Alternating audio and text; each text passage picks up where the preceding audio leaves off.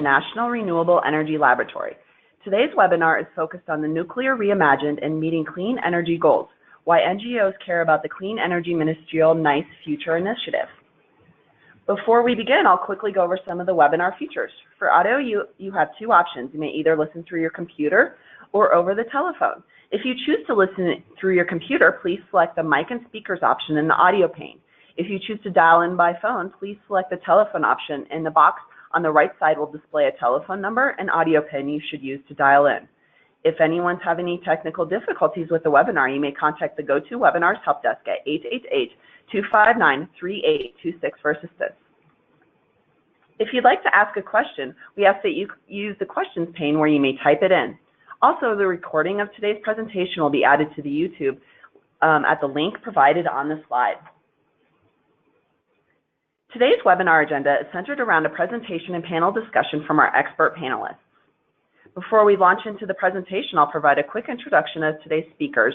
Then following the presentation and moderated discussion, we'll have a question and answer session where the speakers will address questions submitted by the audience. First up today, we will hear from Dr. Shannon Bragg-Sitton. Shannon is a manager of Systems Integration, Nuclear Systems Design and Analysis Division, Nuclear Science and Technology Director at Idaho National Laboratory, and the program lead for the U.S. Department of Energy of Nuclear Energy Program on Nuclear Renewable Hybrid Energy Systems. Along with Shannon, on the panel today is Erin Burns, who is a Senior Policy Advisor for Third Way's Clean Energy Program, where she manages their carbon capture, energy innovation, and federal policy work. And our final speaker today is Spencer Nelson, who is a Policy Associate at ClearPath Foundation, a Washington, D.C.-based nonprofit promoting conservative clean energy policy solutions. And with those brief introductions, I'd like to welcome Shannon to the webinar. Thank you, Katie. I'd like to start this webinar with a brief overview of what the NICE Future Initiative is all about. Kicked off in May of this year at the Clean Energy Ministerial meeting, the rationale for establishing this multinational effort under the Clean Energy Ministerial are provided here on this slide. First, we want to highlight nuclear as a key contributor to global clean energy currently, and we recognize that nuclear must continue to be a key contributor in the future. However, nuclear energy often is not included in these strategic planning efforts for future clean energy systems.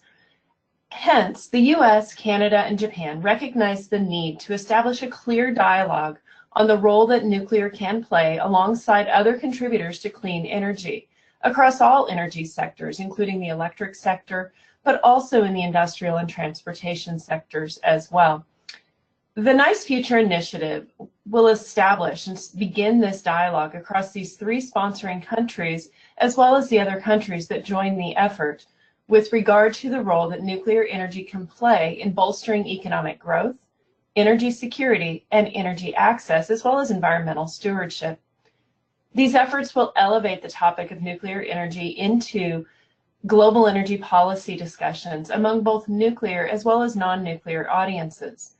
The dialogue among the various energy generation sources and energy sectors has been initiated in some of these nations, but sometimes the discussion among nuclear and renewable entities really needs to be catalyzed in order to move it forward more rapidly. So through the coordinated efforts across all of these energy sectors, we can more fully explore energy optionality and support realistic trade-off discussions with regard to how these clean energy sources and technologies can be best utilized. Next slide, please. The NICE Future Initiative focuses its activities under four primary areas. These areas include, first, conducting technology evaluations that will support both technical and policy decisions associated with coordinated energy systems, innovative technologies that could be utilized within these systems, energy storage, as well as energy use options. This also includes engagement then between the technical communities and the energy system designers with policymakers and other stakeholders regarding energy choices for the future. We then need to consider how to evaluate the economics associated with energy systems, including valuation of energy system attributes beyond just the cost of electricity. In many cases, we only look at the cost of the electricity, but many attributes are provided to the grid and how we operate those energy systems that also need to be included. This also includes evaluation of market structures that can vary significantly and can impact significantly how energy systems are used. And then financing of energy systems, particularly with regard to innovative energy systems. And finally, it focuses efforts on communicating the immensely important role that nuclear can, does, and will continue to play in clean integrated energy systems. The technical basis for these efforts is grounded in some ongoing R&D activities. I highlight some of those activities here in the US that began a few years ago that focus on establishing an integrated grid system that leverages the contributions from nuclear fission beyond the electricity sector. These technical studies are focused on designing and operating systems to maximize energy utilization, generator profitability, and grid reliability and resilience through novel systems integration and process design. Many of those technical aspects of this work were discussed in a previous webinar held in July, I think it was July 12th, and so I encourage you to look back to those webinar records so that you can get a little bit more sense of the technology basis for these activities. At this point, I'd like to turn the microphone back to Katie to dive into a discussion with our panelists on this topic. Wonderful. Thank you so much, Shannon, for that overview. As Shannon mentioned, now I'd like to open a discussion with our panelists today and ask a series of questions. Our first question is, why does it matter that nuclear was included in the Clean Energy Ministerial for the first time? Spencer and Aaron, would you like to address it? Sure. So I think for us, Third Way works on nuclear for one specific reason, and really just one primary reason, which is climate change. We think that nuclear is a really important tool to addressing climate change, and I think a lot of times the conversation around nuclear and the conversations around nuclear tends to get lumped in with other baseload sources, but I think it's really important that we think about nuclear in the context of other clean energy sources instead. And we need other nations to also think about it in that context, because it's an important tool for climate change, not just in the US, but globally. And for us, SEM, including nuclear for the first time, is a really important step in that direction. Mm-hmm. Yeah, I would add that this SEM, when it was introduced, was the 9th Clean Energy Ministerial. So that's 9 years in which nuclear wasn't really considered to be clean, and the basis of SEM was really to focus on carbon reduction and carbon mitigation. And if you look at what it would take to try and minimize carbon emissions at any reasonable level, nuclear really has to be part of that mix, and it's going to be a lot more expensive to have any amount of decarbonization.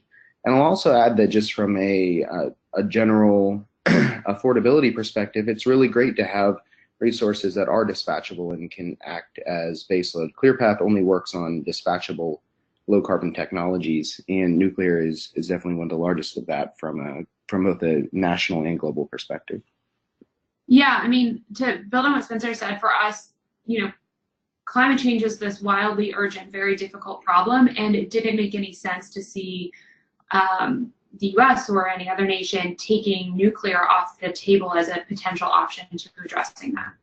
And just from a nuclear specific perspective, it's a really complicated technology. And if you are coming from a country that is looking to rapidly expand generation, or looking at trying to make sure you have a diverse energy mix, it's one of the most complicated energy technologies possible. So having an international effort to better educate countries on the options and technical abilities and ways that you can integrate nuclear energy into your larger electrical or energy system is really helpful, and it, I think, needs a lot more support from partner countries than other technologies that are less complicated actually need.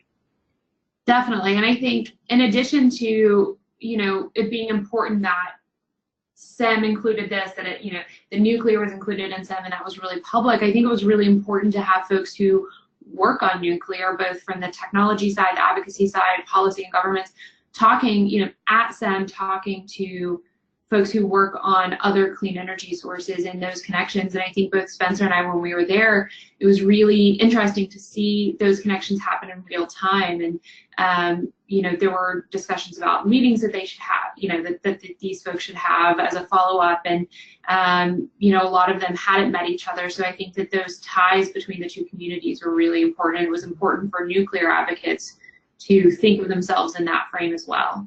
Mm-hmm.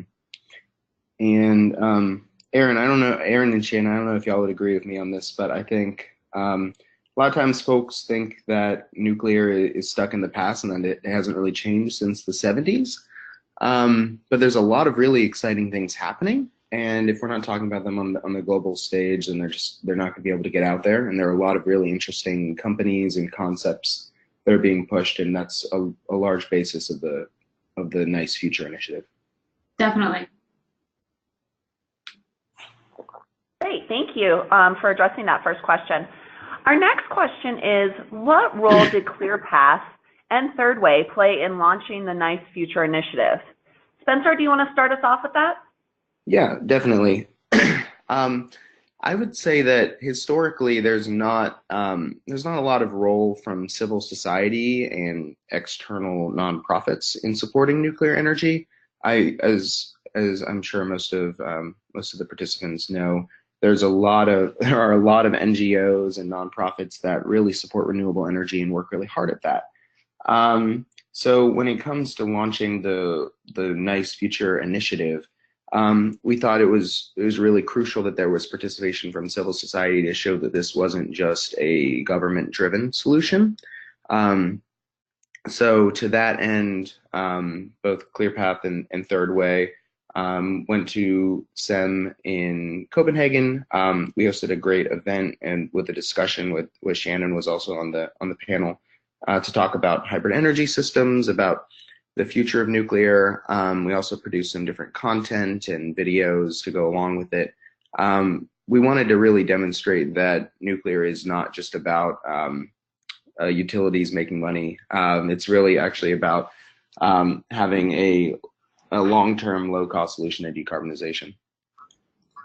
Absolutely. I mean, as Spencer mentioned, there's really been a gap historically in the NGO community engaging in nuclear. And that's kind of writ large why Third Way engages in nuclear in the first place. We're really supportive of all clean energy sources. We love renewables. But nuclear was one of the places where we saw a gap. And I think that was true again, that it was important to show the NGO engagement, and we made a lot of really great connections at the civil society level when we were in Copenhagen. I know my colleague Susie, who was really engaged from the get on this, had worked closely with DOE and early in the process to help establish that frame that we were talking about, as far as nuclear being really a part of a clean energy system that's important to addressing climate change, and getting the frame right so that it would be more acceptable in that larger STEM community who had traditionally excluded nuclear as part of the conversation. And for a while we've framed nuclear in that way, with a focus on hybrid energy systems. We worked with Shannon, and I know she was really involved early in the process as well. And the imagery that's being used throughout this webinar is from Nuclear Reimagined, a project that Susie from our team led to help envision what do hybrid energy systems look like, what can advanced nuclear look like. And I think, again, for us, getting that context and that framing right was really important, because it is such a touchy issue. And so to come into SEM, to have nuclear there for the first time, we wanted to make sure we started off on the right foot, because we want this to be something that's consistent. We want it to spread beyond SEM as well.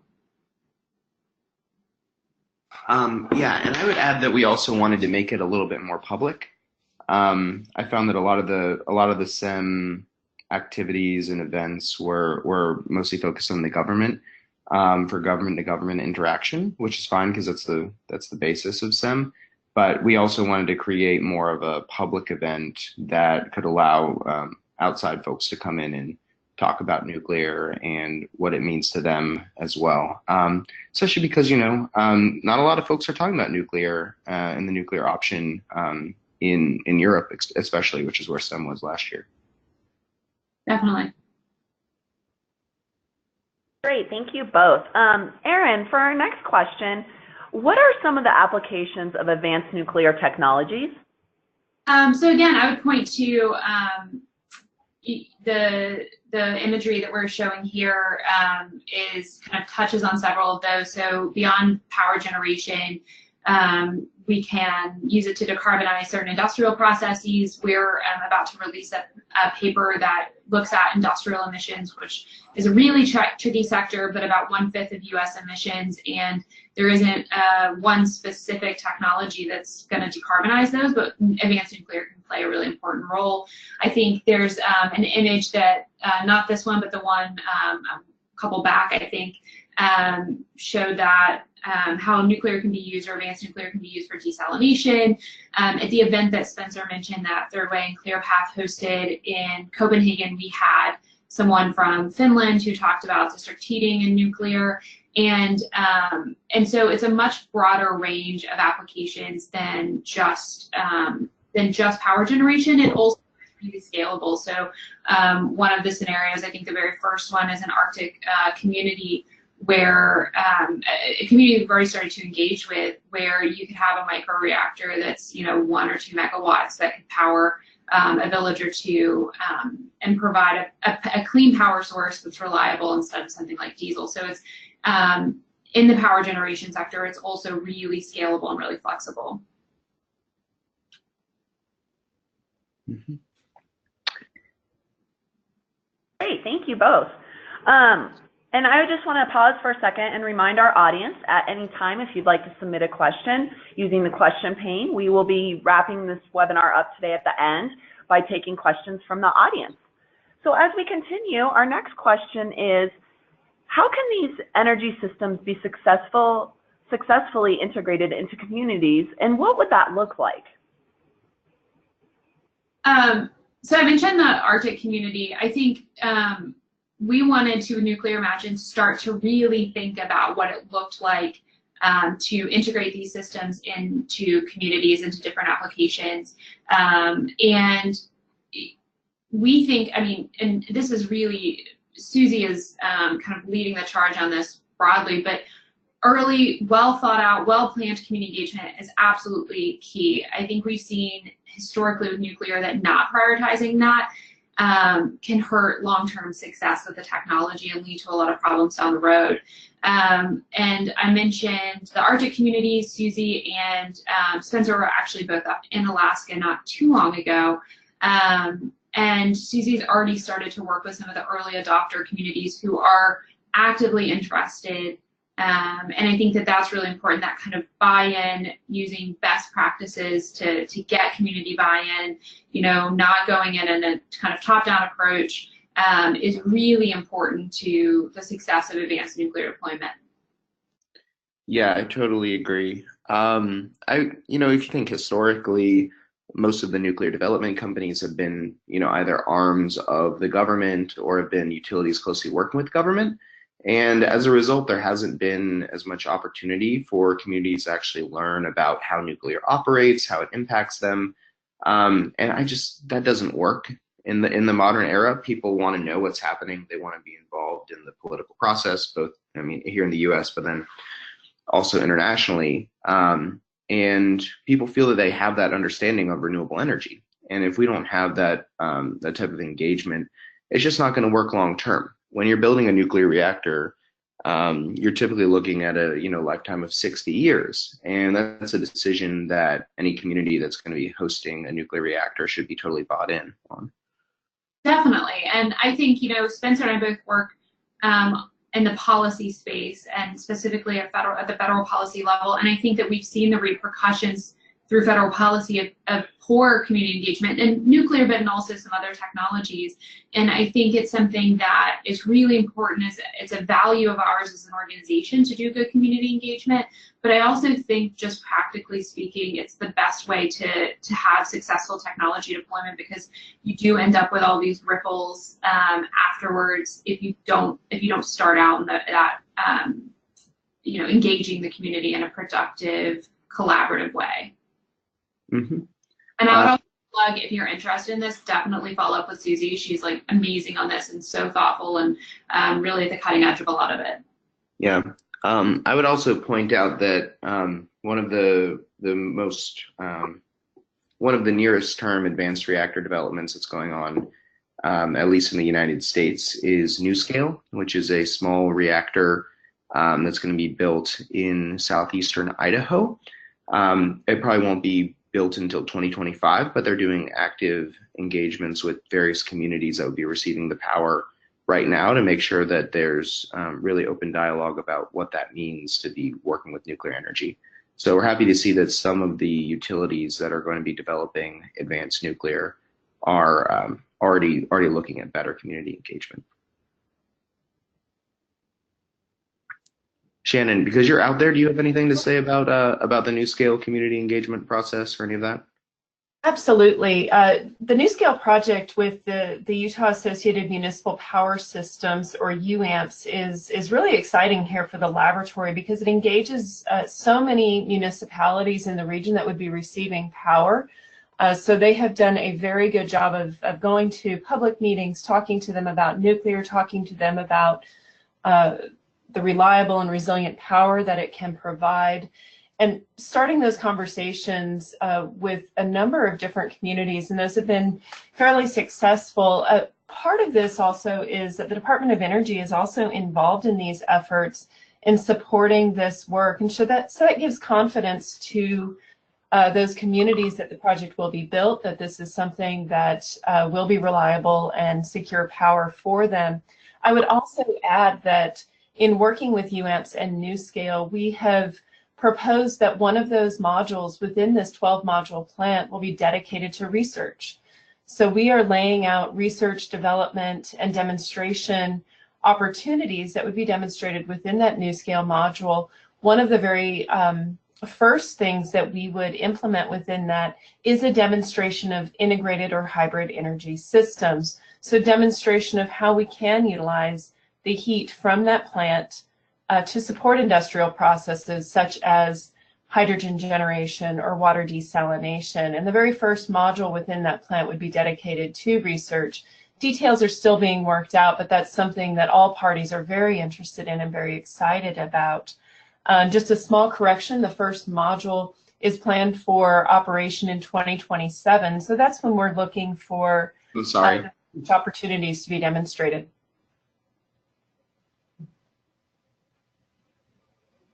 Wonderful. Thank you, Shannon, for adding to that. Our next question for the panel is, where are advanced reactors at in the U.S. and Canada licensing process? Hey, thanks, Katie. There are actually a lot of companies that are working on advanced nuclear concepts. I would say, let me think. I think there's about 5 that are currently in looking at pre-licensing activities with the Nuclear Regulatory Commission in the United States. So in the US, there are 2 different licensing processes. There's one that's a 2-step process. There's one that's a 1-step process. But for either of those, it's customary that you would go in and talk with the Nuclear Regulatory Commission about your design, about some of the safety benefits or the different attributes in preparation for an eventual application for either a commercial or demonstration license to operate. So in the US, there's Oklo, which is a very small, it's a very small sodium-based reactor that's intended for off-grid applications. It's only 2 megawatts in size. They are currently the only one that's planning on submitting a license application in the next fiscal year. But in addition to them, there are several other companies that are engaging in pre-licensing applications, including Terrestrial Energy, which is a molten salt company, X Energy, which is a high-temperature gas-cooled reactor, and also a strange little company that's pretty cool called Kairos. They're working on a fluoride high-temperature reactor. So there are a number that are already talking to the regulator and plan to submit license applications in the next couple of years. And in Canada, there are also a number of different companies that are engaging in pre-licensing activities through the vendor design review process. There's Moltex, which is a British molten salt company. Terrestrial Energy, which I already mentioned, is a molten salt company. They're engaging in both the United States and Canada. There's also Advanced Reactor Concepts, which is a sodium fast reactor that's based on an old design that operated as a test reactor in Idaho. So there's actually a lot of activity going on with advanced reactors right now, in addition to NuScale, who of course is already working on their design certification application at the Nuclear Regulatory Commission. So I think it's a lot nearer term than people think it is from an advanced reactor perspective. And I'd also add that there are already advanced reactors that are operating or about to operate internationally. There are a couple of sodium reactors that are already operating in Russia. There's a high temperature gas reactor that's going to come online probably sometime this year in China, as well as a sodium reactor down in India. So there's a lot of activity, and I guess it's mostly just kind of quiet on the news front, but it's a real industry, and it's really moving forward. Yeah, and the only thing I'd add is that this is also something we've seen a lot of interest from policymakers in. There's a bill out there from a very bipartisan group of senators looking at updating NRC regulations to make sure that advanced reactors can go through the process in a timely fashion. And it's something that, I think it's passed a pretty tough committee by voice vote. It's something that they're continuing to prioritize. So it's something that has gotten a lot of interest from folks on the Hill. Mm-hmm. Great, thank you both. And we have one more question for our panel discussion, and then we will move into the question and answer session from our audience. So again, just a reminder to our attendees to please submit your questions using the question pane at any time. Our final question to discuss today: what new ideas are on the horizon that could play a role in clean energy strategy?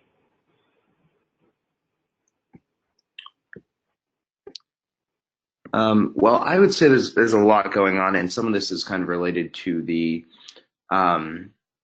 earlier webinar that was held back in July that Shannon mentioned. And Shannon, add in if you have additional thoughts. But it's more about trying to look at the outputs that you need in an economy and how those can be supplied cleanly, rather than trying to think about things as they have been previously. And to that extent, I mean, thinking about how could we use nuclear to produce hydrogen that could be used for cars? How can we use nuclear for process heat to support steel smelting and iron smelting? How can we use it in entirely new applications? I think there's a lot of really interesting research going into that avenue. But I also say that there's new things going on in policy too, supporting zero carbon technologies through a clean energy standard, things like that. So there's a lot on the technology front, and this is really Shannon's area. But it's reimagining what nuclear actually can be in the larger economy, rather than just as electricity.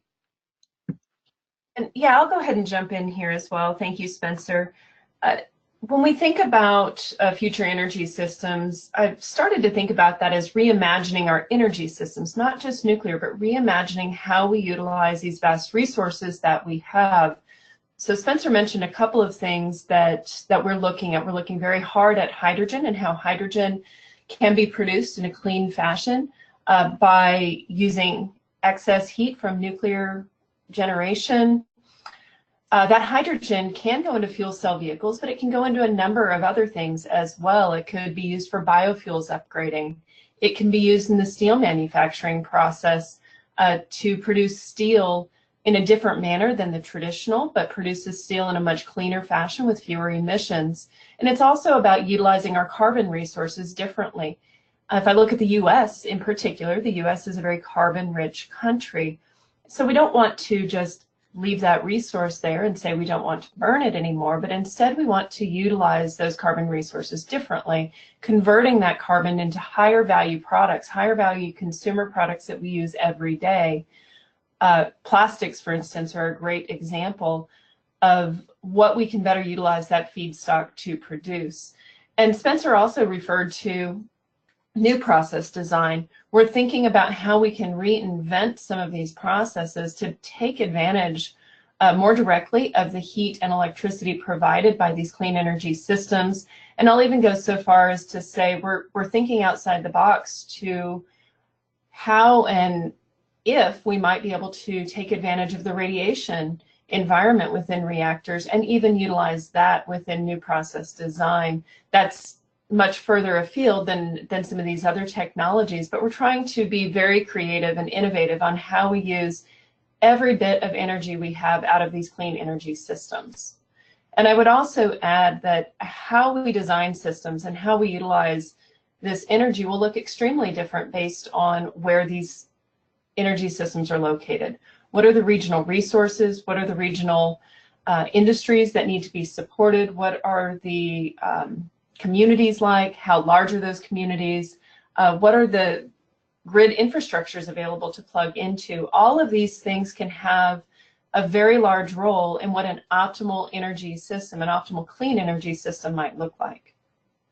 Yeah, and I would also add that historically we think of nuclear as baseload, but baseload isn't actually an attribute of nuclear, it's just a method of operation.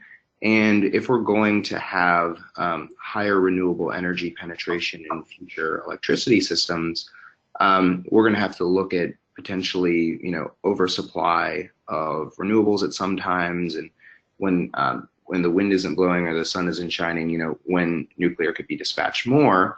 So a lot of the newer companies are also looking at making sure that from a fuel perspective and from an operations perspective that they're going to be able to load follow potentially to deal with changes in renewable resource availability. Great. Thank you to Shannon and Aaron and Spencer for that outstanding discussion.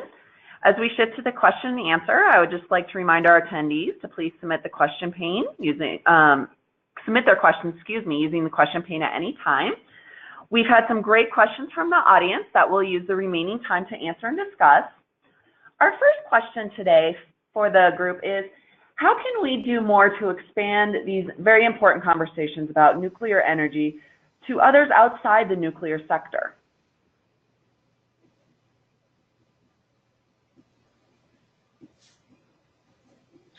Thanks for that question, Katie.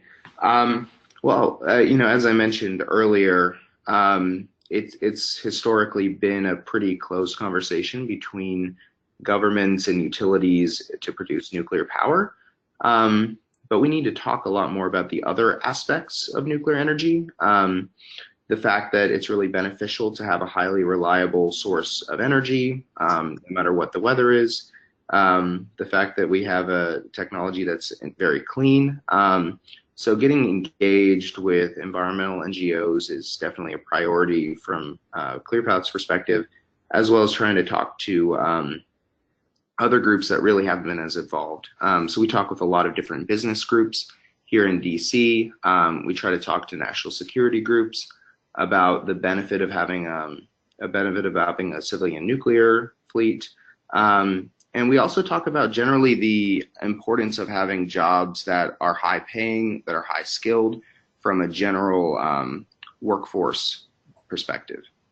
Yeah, I would say on the environmental NGO side, that's definitely a community we try to engage productively around nuclear, because they're either going to be kind of neutral to, really strongly opposing nuclear.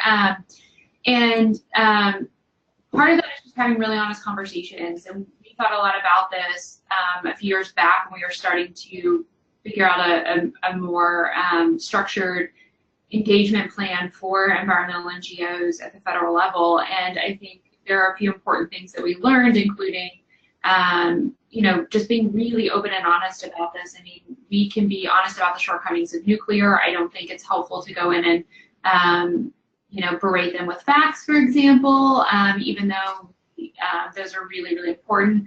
But I think having a values-based conversation about climate change, meeting some of these folks where they are, can be really it's a really important part of that process. I think similarly, we talked about Arctic communities a few times, but that's another, I think, set of people who haven't been engaged in this conversation who I think can be really important to engage. So looking at communities in the US or globally who have needs that we understand advanced reactors could fill really easily, I think bringing them into the conversation, going out there, talking to them about their needs and seeing if nuclear can be a good fit is a really productive process. And Spencer mentioned the jobs aspect. I would say another community that we've been working more closely with over the past few years, who's kind of been in and out of nuclear, is the labor community. So several existing reactors are unionized. There are unions, like the utility workers who work on nuclear a little bit, but a lot of these guys also, I mean, it's a small shop in DC, like they aren't necessarily as up to date on advanced reactor development. And we had, I want to say it was maybe 2 years ago or something, had a meeting with many of the labor unions who might be involved in constructing and operating advanced reactors and the advanced reactor developers. And so I think making those connections can be really important. And again, we're at a place with advanced reactors where I think we can start at that kind of ground level. We have an opportunity to engage these communities in a way that feels really honest. It doesn't, it's not like we're coming in after advanced reactors are built and asking for the community to sign off or for labor unions or environmental NGOs to sign off. It's coming in at the ground floor and saying, how do you want this process to move forward, and what do you want it to look like, and how can we do this in a way that's beneficial to your community, your union, your ultimate climate goals. I would add one more thing, is that if we're going to start thinking about nuclear as part of a larger energy system rather than as an individual power plant, there needs to be better connection between nuclear and other clean energy companies and clean energy developers to think about this from that perspective. Because if there aren't developers looking at this from a larger systems perspective, then we're never actually going to see this nuclear reimagined hybrid energy systems future. So to that end, there needs to be a lot more work done in conjunction with renewables companies and with carbon capture companies. Like, for example, there's a really strong synergy between a lot of storage companies and a lot of renewables companies. And I don't see why you couldn't have the same thing between nuclear and renewables. Absolutely. Wonderful. Thank you so much. Our next question, and it's a follow-up to that question, is, so what is your plan for engaging with government and the public, including opposition groups, in order to be able to implement your ideas?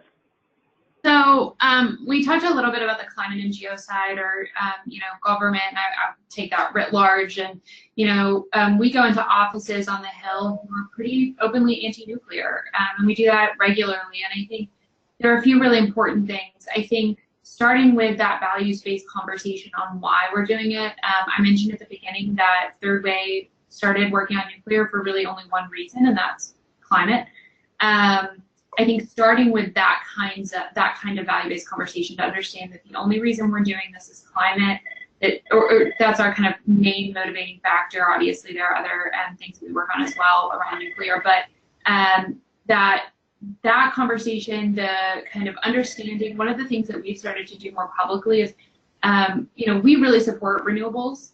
We don't do a lot of in-depth work on them because that's just, there are, a lot more NGOs already doing that work. But we've started to do things like publicly support renewables policies, things that are easy lifts for us, sign on to letters supporting environmental regulations, work with some of these other NGOs and to show them that we're genuine about this, because I think that sometimes I work on carbon capture as well, and I think both in nuclear and carbon capture, sometimes in those rooms within environmental NGOs, we can feel like an underdog. And it's important to remember that that's not really the situation. We do have a lot of access to, to power, to capital, all of those things. And so being really thoughtful about how we engage with those communities. I think similarly, we definitely talk about modeling and safety numbers and all of those things. But I think that facts, this isn't a discussion. Their opposition isn't necessarily just around facts. It's a question of, again, values and priorities and those sorts of things. So I think not going in and just kind of shouting some facts and modeling and that sort of thing at them, but to establish that base level of trust is really, really important. And we've seen a lot of success with this, to be honest. And I think, again, we started to work more closely on some other issues with environmental engineers. You build up that trust, and they'll come to you and say, we've been kind of grappling with this question of nuclear, and we want to talk to you a little bit more. And so it's small wins, but it's something, again, that I think you need to just understand that it takes time, and that it's not something that the process is as important as kind of the content of the conversation as well. Thank you, Erin, for addressing that. Our next question is a two-part question for the panel. The first part is, what balance do you see between the development of advanced and small reactors versus the building of existing technologies? And then what experience does U.S. have with advanced reactors, and how do we know that they're viable? Sure. Well, at least from our perspective, we believe in having competitive bidding between different projects. So ultimately, it's going to be pretty different depending on the marketplace that you're trying to compete in. So if you're in a place that has lower labor costs and is able to build some of the larger projects, those might end up winning for the foreseeable future. So we'll see a lot more of the larger nuclear plants because those technologies have really well established supply chain. People know how to build them, they know how to operate them. So in a lot of places, that's really going to win out. But in other places, like in the United States or in Europe, where those larger plants are really quite expensive to build, we may see newer types of plants that have less construction labor involved, that are looking at other markets outside of electricity where there's a higher value stream available. So I think that there's a place for both more traditional large light water reactors and some of these newer designs that are smaller or are not water cooled, just depending on the marketplace. And every country is going to have to decide what works for them, and if what they need is a reliable source of low carbon energy, then nuclear makes a lot of sense. It also, of course, doesn't take up a lot of space, and maybe they'll look at some of the larger reactors. But in some of the other places, like in the US, where we're dealing with a rapidly changing energy system, I think some of the other options with the different value streams that are more integrated are going to be a lot more interesting. In terms of the viability piece, although there aren't very many advanced reactors right now, historically, there have been many that have been developed across the world that haven't been necessarily cooled using light water, and there are also a number of different reactors that have been much smaller. And Shannon, you can add more here because I know you know a lot more about this history than I do. But there have been a number of different high temperature gas reactors and sodium reactors in particular that have operated in the US throughout the 50s, 60s, and 70s. So we do have a lot of history with these, even though they haven't been built recently. And I would just add, we have a lot of understanding of those types of advanced systems from some of the research and test reactors that were built over many years of experience. Just because they did not move to commercial application doesn't mean that they weren't viable concepts. So we're recapturing a lot of that technology and introducing advanced technology as we do that, all of the innovations and advances that we've had since the times those were initially demonstrated. We can also look globally at experience, and there's quite a bit of experience across different types of reactor technologies beyond just light water. I'd also like to add, I think the beginning of the question asked about the balance between developing advanced reactors and small modular reactors versus the current technologies. And I would also comment that when we look at integrated energy systems and we look at how we better utilize our nuclear plants that we have today and those in the future, we are even looking at case studies that consider repurposing or reconfiguring the use of current fleet reactors in the US at least. So we are doing case studies on operating plants to look at how we can better utilize that energy. So we truly are balancing current fleet applications for these innovative approaches to using energy with a forward-looking analysis of how do we better utilize SMRs such as the NuScale plant that we discussed and advanced reactors further in the future. Wonderful, thank you. Our next audience member would like to know, what is your view on the role of existing Gen 3 and plus technology? So I'd say, writ large, protecting the existing fleet generally is really important. I think both from a climate perspective, we've seen that when existing reactors go offline, that typically emissions rise. They tend to be replaced, the generation tends to be replaced by natural gas without carbon capture. I think additionally, there's a question of, Spencer mentioned some of the supply lines or supply chains, you know, knowledge, you know, labor base, all of those things are really important. I think that, you know, obviously there's an ongoing global saga and a question of, you know, how many Gen 3 plus reactors are we going to build in the US? And I think, again, it goes back to that community engagement question of, is this the right fit? You know, that we don't need to be, you know, we need to be thinking about these reactors as products that, you know, may or may not be a fit for the community, for the state, for that, you know, for that region. And so I think that protecting existing reactors that are online, you know, we've seen a lot of efforts from states to protect existing reactors, understanding, and I think it's starting to force that conversation a little bit. Spencer talked about clean energy standards, but force that conversation within the climate advocacy community of, you know, what is the role of nuclear in reaching emissions targets, because they understand that in these specific states that we've looked at, like Illinois and New York, the emissions are going to go up if you take these reactors offline and they aren't running into, you know, safety issues or anything like that. It's a question of economics and the lack of value on zero carbon power in the U.S. So I think that they do play a really important transitional role, and it's important to, it's been a really useful piece of the discussion with the environmental community in how nuclear is fit into this clean energy future. Great, thank you for addressing that, Erin. Our next question, we're going to shift a little. What is the potential role of advanced nuclear for middle and low income countries, if any? I would say there's definitely a role there. A lot of these newer designs are looking at being operated with a lot more autonomous control.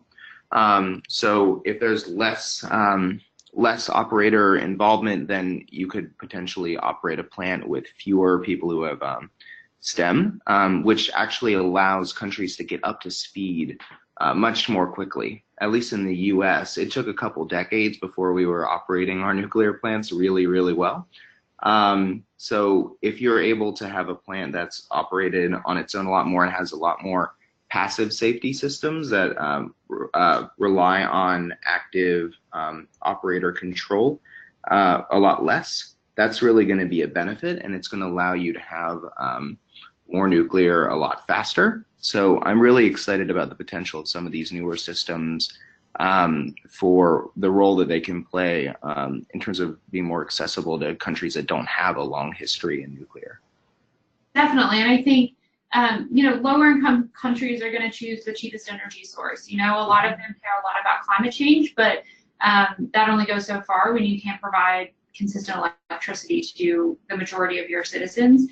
And I think that, you know, we've also not had to, we aren't going to ask these countries to industrialize on renewables alone when that's not something that anybody else has had to do. And so I think it's really important from a moral and climate perspective, this and an international development perspective, for the U.S. to take a leadership role in advanced nuclear development so that we can provide as many inexpensive, flexible, like low carbon or zero carbon energy sources for these lower and middle income countries that are looking to provide consistent electricity, you know, to pull people out of poverty. Great, thank you so much. I think we have time for 2 more questions. Our next question is, what are some of the biggest challenges for advanced nuclear energy? I think one of the biggest is going to really be public understanding and acceptance. You know, I like to be honest about the stuff that nuclear, of course, doesn't have the best reputation internationally. It's hard to understand radiation. It's hard to understand how it operates. You can't see it. You can't feel it. So from that perspective, the fact that a lot of these systems really do have immense benefits over some of the designs that were used back a very long time ago in the 70s and 80s. That public acceptance piece is going to be definitely an issue. And that's one of the things that, you know, we're trying to work on from a United States political perspective. And that's something that's going to have repercussions internationally too. Aaron, do you have thoughts on this? I agree with you. Yeah, I mean, I think that there are several challenges. I mean, I think that that's not unusual when you're developing a really, you know, a new set of technologies to have a lot of really difficult and kind of overlapping challenges. And I think that in addition to some of the technology things, you know, as Spencer mentioned, the question of policy and communications and engagement with some of the folks who've traditionally opposed nuclear is really important and sticky, and it's something that we need to do in a really thoughtful way, and I think that we need to learn as a community how to do that in an effective and thoughtful manner. Mm-hmm. And I'll go ahead and jump in here as well. Thinking about challenges for advanced nuclear, the elephant in the room is really licensing as well. And that's one of the significant challenges that developers are facing right now, is the long timeline to licensing and some of the uncertainty with regard to that timeline. So this is something that comes up in many conversations with regard to advanced nuclear or innovative use of nuclear. And it's something that's being addressed. I think that we are looking at how we can either shorten that process or make it more of an assured length. But it's something that is a challenge that we are learning how to face, and we are learning how to overcome. Great, thank you so much. Our final question today is, what's the best way to get involved in the initiative? Yeah, well, I think some of the best ways to get involved, it's going to depend on your role, right? So if you're a government representative, of course, you could look at whether or not your government could join the initiative. You can also talk to the Clean Energy Solutions Center, which Katie works with, on, you know, technical questions related to nuclear. And if you're more of a developer and you want to talk about the role of advanced nuclear, I believe that the government of Canada is accepting submissions related to the Nice Future initiative. They're looking for projects that are related to that. And you can also try to come to some of these events if you're able to come to the Clean Energy Ministerial. I also think there's going to be a number of papers they'll probably be promoted through this initiative, which is exciting. And I also think we're probably going to keep having these types of webinars, which are a good opportunity to engage with the initiative. Great, thank you so much, Spencer.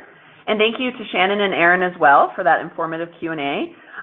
With our final minutes, I just want to provide the panelists with an opportunity to provide any additional or closing remarks you'd like to make before we close this webinar. Shannon, do you have any closing remarks for us? I would just add to the last comment about getting involved. Certainly encourage those of you who are interested in getting involved to reach out. Our contact information was included in the webinar slides. Please reach out to us and we'll plug you in where it best fits based on where you sit within your own country, the research that you do, the roles that you play. We are working on how we do that better with regard to bringing in industrial organizations, utilities, things like that have expressed interest in getting involved. So please reach out to us if you are interested. We'd love to find a spot for you within the initiative. Totally agree with what Shannon said. I think we were, really excited that nuclear was included at STEM this year, and really happy with how we saw success in framing nuclear as a clean energy technology. And coming out of STEM, one of the things that was the most encouraging leaving the Nice Futures Initiative event and the event that we hosted with ClearPath was to see all of the connections happening amongst nuclear advocacy, nuclear advocates, and other clean energy and climate advocates. And I think that's something we want to make sure continues. Mm-hmm. Definitely. I'm really excited to see what types of ideas are going to come out of the Nice Future Initiative. I know there's going to be a lot of talk about that at the upcoming event, which I don't remember what date, the last week of May in Vancouver, be the next Clean Energy Ministerial.